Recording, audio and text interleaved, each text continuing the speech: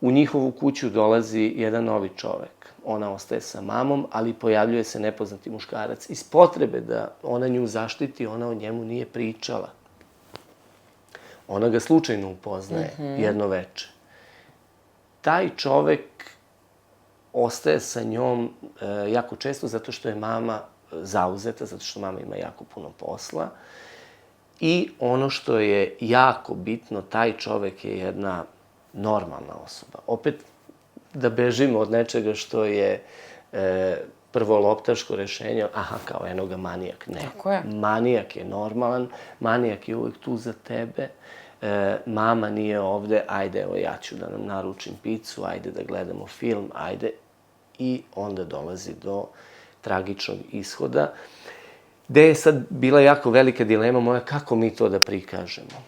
Ja sam našao jedno suptilno rešenje. Ja inače ne volim da prepričavam, ali uhvatim se da u ovom objašnjavanju uporno prepričavam. Ajde da ostavimo to. Dakle, našao sam jedno suptilno rešenje gde nismo ništa prikazali, ali smo sve kazali. Odnosno, sve smo rekli jednim postupkom.